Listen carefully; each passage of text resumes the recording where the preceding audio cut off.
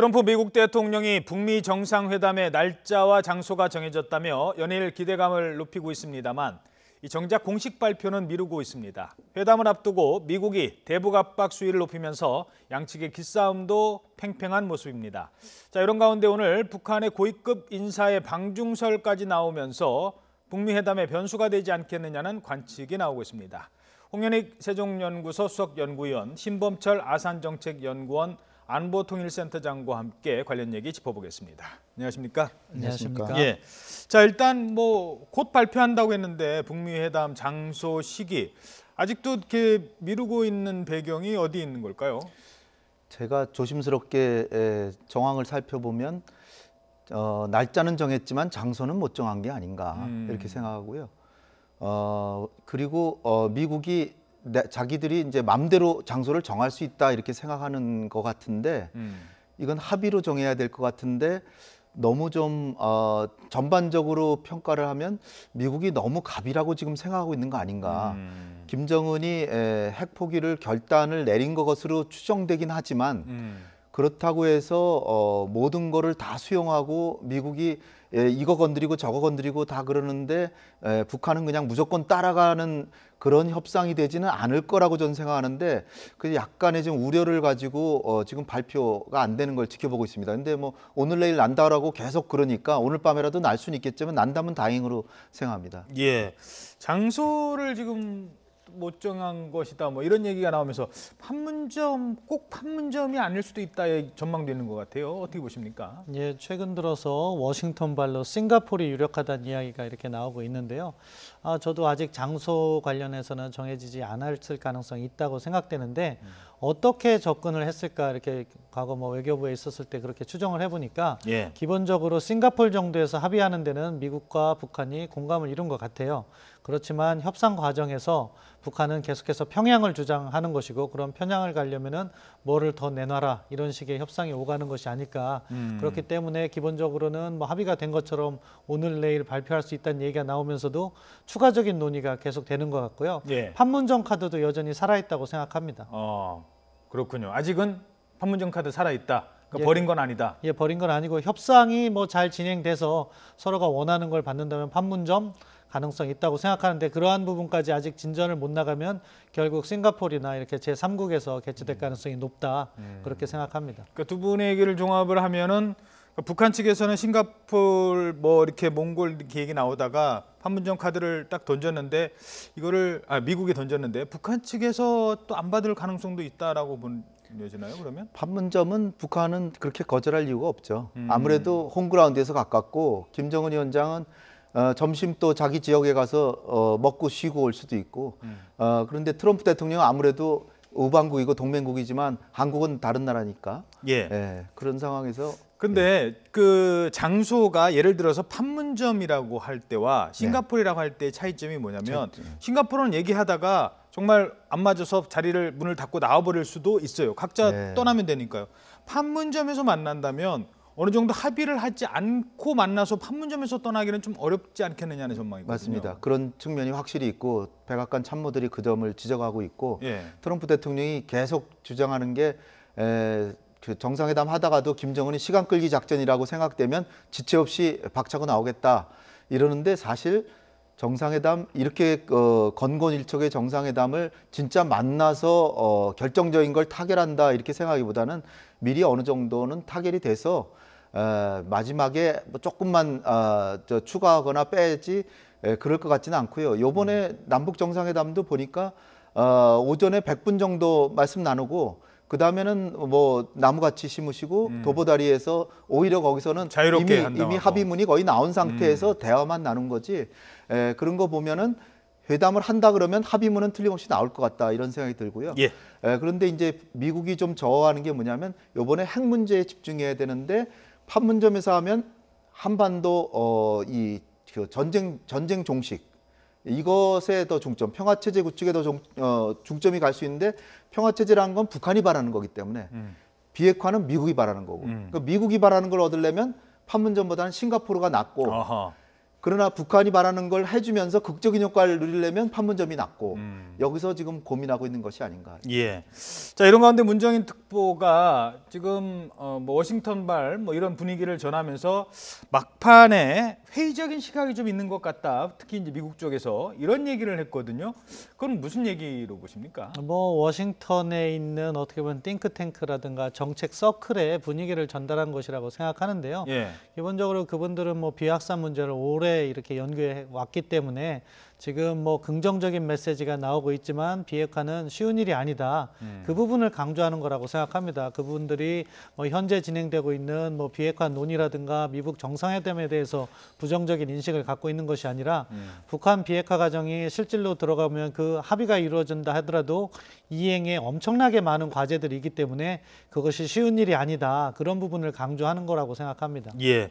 자, 이런 가운데 지금 그러니까 북미 회담을 앞두고 급박하게 움직이는데 북한의 고위 인사가 중국 다롄을 방문했다. 이런 지금 보도가 나오고 있어요. 그런데 공항 움직임이 이게 뭐 막 사람들 못 다니게 하고 이것도 북한의 최고 지도자 오는 것 아니냐 이런 분위기가 있는 것 같아요. 어떻게 보십니까? 예, 뭐 그런데 지금 정황상 김정은 위원장이 또 한 번 중국을 간다는 것은 어떻게 보면 북한의 대외 정책에 있어의 어떻게 보면 자존권 이런 문제도 있고 예. 또한 비핵화 협상에 미칠 수 있는 부정적 영향이 있어서 저는 개인적으로 김정은 위원장은 아니라고 생각하고요. 다만 지금 지난주에 왕이 외교부장도 갔고 그런 것 때문에 뭐 경제협력단이 가서 뭐 중국 측 카운터파트를 맡는다거나 아니면은 거기에서 새로운 항공모함 진수식이 있다고 하니까 군부 고위급 인사 가서 그러한 행사에 참여하거나 할 가능성이 더 높다고 보는데 지금 현재 비핵화 협상이 진행되는 과정에서 북중 관계가 너무 긴밀하게 밀착되는 것은 이거 좀 긍정적인 신호는 아니라고 생각합니다. 그렇기 때문에 우리 정부도 발표했듯이 예의주시하고 관찰하고 있다고 하는데 아무튼 누가 가서 어떠한 활동이 있는지를 잘 파악해야 된다고 생각합니다. 예. 끝내 발표가 되지 않을 수도 있거든요. 예. 어떻게 보세요? 근데 항공모함 시험 운항을 앞두고 뭐 공항까지 막 폐쇄하고 그럴 필요는 없잖아요. 네, 저는 김정은 위원장일 가능성이 조금 더 높아 보인다 이렇게 생각하고요. 왜냐하면은 남북 정상회담을 했기 때문에 정상회담 설명을 해줘야 되는데 물론 왕이 외교부장이 가서 설명을 들었지만 지금 북미 간의 이 장소나 시기를 발표 못하고 있고 그 다음에 지금 좀 이따 아마 질문하실 것 같은데 하나하나 지금 의제를 넓혀가면서 예. 온갖 요구를 미국이 다 하고 있잖아요. 예. 그런 상황에서 김정은 위원장으로서는 그래 뭐 나보다 아버지 뻘 되는 시진핑 주석 한 번 더 만나는 거 그거 뭐 국격의 문제가 아니다. 그리고 이 오늘 그 행사라는 게 뭐냐면 중국이 자체 생산한 항공모함의 시험 운항 해보는 거거든요. 시진핑 주석이 왔을 가능성이 크기 때문에 시 주석을 만나려면 김여정이나 최소한 뭐 김영남이 갔다 이렇게 생각할 수 있는데 그런 사람들이 갔을 때 저렇게 철통 같은 경호를 할 것이냐? 제가 볼 때는 공항을 여러 시간 동안 통제하고 그 다음에 영빈관 근처를 몇 시간 동안 철통 방어를 했다. 이거는 김정은 위원장일 가능성이 크다. 그리고 김정은 위원장 나이가 젊고 비행기 타기를 좋아하기 때문에 지난번엔 기차 타고 왔지만 이번엔 비행기 타고 전 갔을 가능성이 꽤 있다. 이렇게 보고요. 예. 전혀 이상한 일이 아니다. 이렇게 봅니다. 그렇군요. 그리고 사실 지금 지금 한미일 뭐 이런 움직임, 정상들의 움직임도 있는 데다가 우리가 계속 트럼프 대통령이랑 통화를 하고 있기 때문에 남측의 움직임을 보고 북측도 중국과 긴밀한 협조를 할 가능성은 그러니까 굳이 만나지 않았다 하더라도 뭔가 계속 연락을 주고받는 건 사실일 것 같습니다. 조금 아까 예상하시던 그 질문 네. 제가 드리겠습니다. 네네. 자, 북미 정상회담 하나하나 짚어봐야 되는데 미국과 북한의 신경전이거든요. 네. 뭐 요즘엔 많이 나오니까 그냥 제가 말로 하겠습니다. CVID, 뭐 컴플리트 이렇게 한 CVID 완전한이라고 했는데 뭐 그다음에 검증 가능하고 되돌릴 수 없고. 근데 CVID 대신 PVID다. 그러니까 퍼머넌트다. 영원한 비핵화다. 이렇게 지금 미국의 정가의 기조가 바뀌고 있다라는 전망이 있습니다. 예, 그러니까 폼페이오 국무장관이죠. 자기 취임사에서 CVID로 이야기하던 것을 PVID로 바꿨습니다. 예. 컴플리트를 퍼머넌트로. 거기에 대해서 취임사기 때문에 의미를 담은 거라고 그 전에 와서도 설명을 한번 드린 적이 있는데 그것을 다시 존 볼튼 국가안보보좌관이 또 한 번 받았습니다. 그러면서 미국의 입장이 이제 공식적으로 PVID, P를 갖다가 강조하는 쪽으로 이렇게 되고 있는데 그럼 그 단어를 바꾼 것의 의미가 무엇일까를 또 이제 추정해 봐야 되는데 예. 퍼머넌트라는 것은 완전하다는 것이죠. 예. 영구적이라는 뜻이기 때문에 한번 컴플리트하게 완전하게 이것을 갖다가 비핵화를 했지만 다시 북한이 그 다음에 자체적인 자료, 데이터라든가 인력이 있으면 또 개발할 수가 있으니까 그것을 막기 위해서 퍼머넌트, 영구적이란 말을 쓰지 않았을까 하는 추정을 가능케 하는 거죠. 그리고 동시에 미국에서 나오는 이야기가 그런 영구적인 걸 강조하면서도 또한 다른 WMD, 그러니까 생화학 무기까지도 그리고 또한 뭐 대륙간 탄도미사일까지도 이야기가 나오고 있어서 이게 뭐 지나치게 강도 높은 것이 아니냐 홍현익 박사님께서도 지적을 해주시고 그런 것 같은데요. 저는 이렇게 가는 게 맞다고 생각합니다. 왜냐하면은 이번 기회에 북한이 가지고 있는 대량 살상 무기 위협은 완전히 제거를 하고 대신에 북한이 원하는 보상도 완전히 제공을 하는 거죠. 뭐 주한미국 철수까지 아니고 감축이라면은 충분히 논의 가능하다고 생각합니다. 대신에 한반도에서 북한의 대량 살상 무기 위협만큼은 정말로 이번 기회에 없애자. 그러면은 영구적인 평화 체제가 구축될 수도 있고 그러면은 사실 그러한 무기 체계가 필요 없는 것이기 때문에 그러한 수준의 논의가 이루어진다면은 저는 지지하고 싶습니다. 예.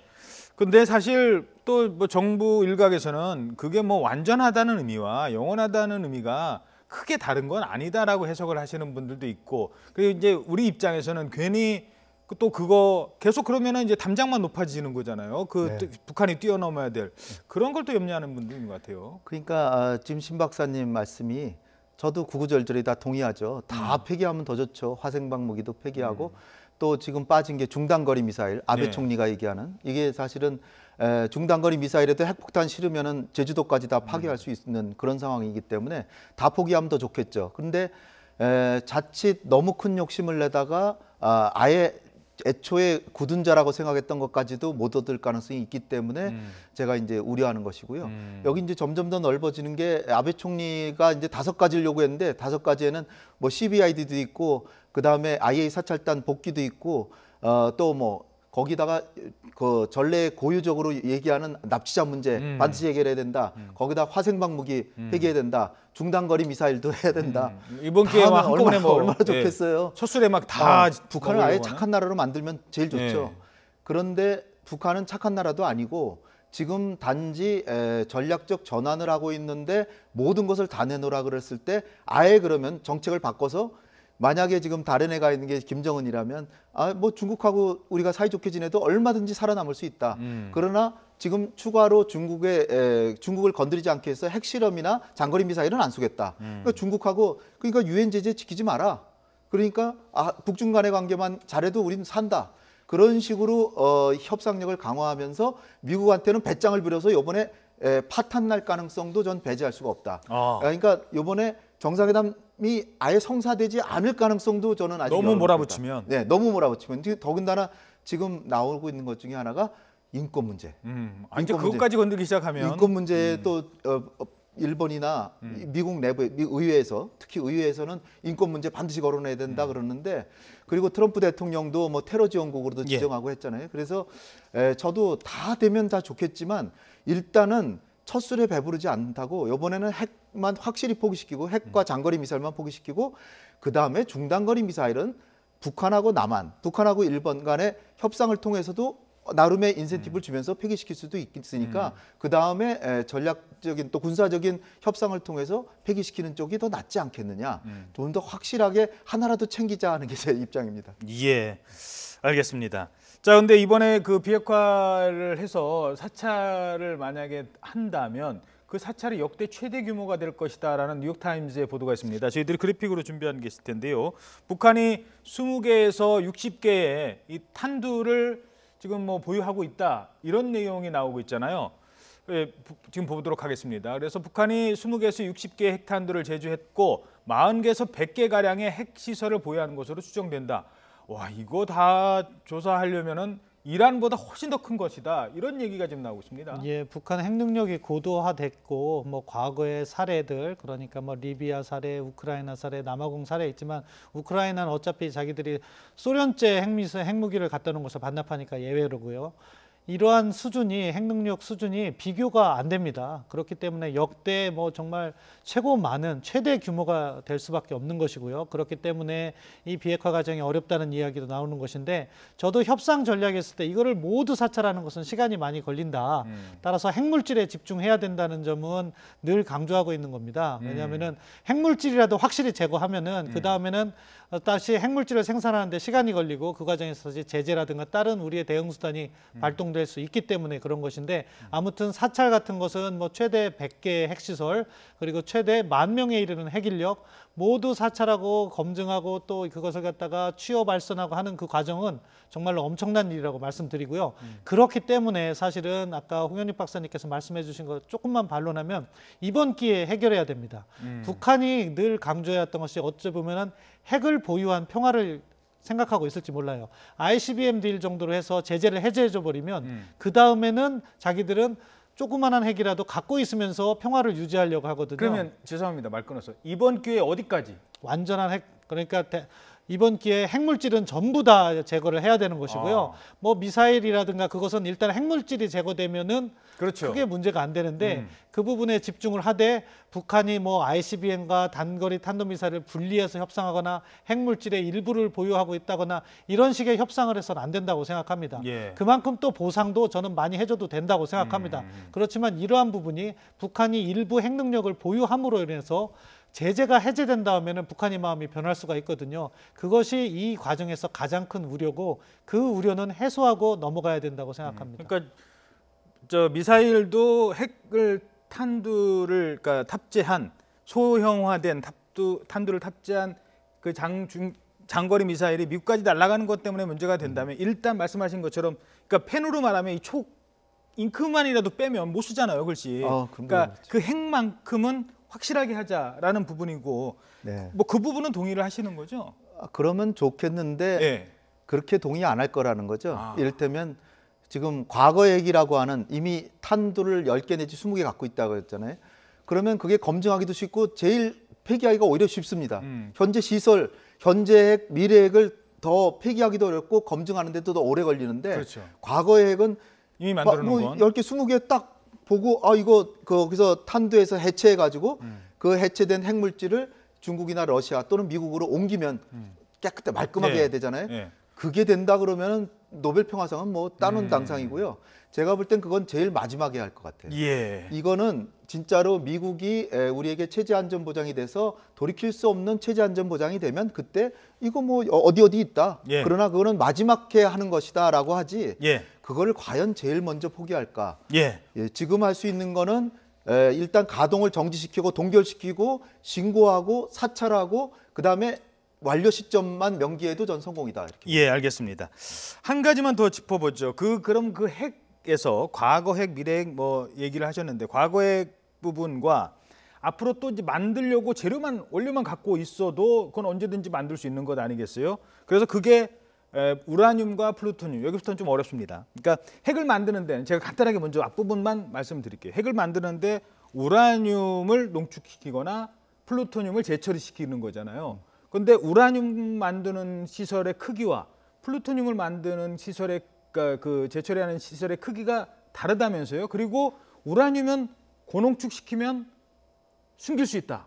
옛날에 뭐 남아프리카 공화국이 그런 적도 있다. 저기 놀이동산 그 뭐 어디 뭐 조그만한 그 간이 화장실 밑인가요? 거기다 숨겨놨다. 예상치도 못하는 곳에 뭐 그런 얘기가 있습니다. 그 부분을 좀 설명해 주십시오. 예, 그러니까 플루토늄 방식으로 핵무기를 만들기 위해서는 원자로가 필요한 것이죠. 그럼 원자로라는 것은 큰 발전소가 있어야 되는 것이고 네. 그것의 뭐 시설이라는 것이 대규모일 수밖에 없습니다.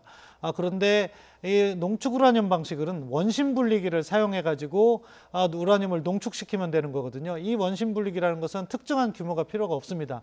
영변에 있는 그 원심 분리기 시설이 한 2,000개를 갖다가 하나를 만든다고 하는데 그건 뭐 공장 규모입니다. 예. 그렇지만 이게 2,000개가 아니라 100개, 200개씩 숨긴다면 훨씬 작은 시설에서 할 수 있는 거고 북한의 많은 뭐 지하 갱도라든가 이런 데서 할 수 있기 때문에 그렇기 때문에 또 검증이 더 어려운 것이 그러니까 HEU라고 그렇습니다. 하는 농축 우라늄 방식인 거죠. 예. 그렇기 때문에 북한이 이것을 갖다 검증을 할 때도 계속해서 반복적으로 검증을 해야 된다는 이야기를 나오는데요. 예. 불가능한 것은 아닙니다. 어. 뭐냐면은 이렇게 시설은 플루토늄 방식의 원자료도 있고 지금 5메가와트짜리 원자료 영변에 있는 것이 거의 전부일 텐데 그런데 영변에 있는 그러니까 농축 우라늄을 만드는 원심 분리기 시설을 다양한 데 숨겨놨다고 해도 그것은 뭐가 많이 필요하냐면 전기가 많이 필요해요. 그러니까 원심 분리기 2,000개를 갖다가 1년에 가동하는데 뭐 20만, 30만 킬로와트가 필요하다고 합니다. 그럼 일부라도 해도 전기는 많이 소요된다는 거죠. 따라서 북한의 전력량을 갖다가 저희가 정확하게 파악할 수 있다면 사람들이 안 살고 공장이 없는데 전력량이 많이 가동된 거면은 충분히 추정이 가능하거든요. 근데 이제 과연 중요한 것은 북한이 그렇게 자세하게 데이터를 제공할 것인가 그런 것이 과제고요. 그렇기 때문에 이번에 북한이 정말 전략적 변화를 했다면 사실 우리가 북한이 전략적 변화를 했기 때문에 이러한 제공을 하는 거 아니겠습니까? 예.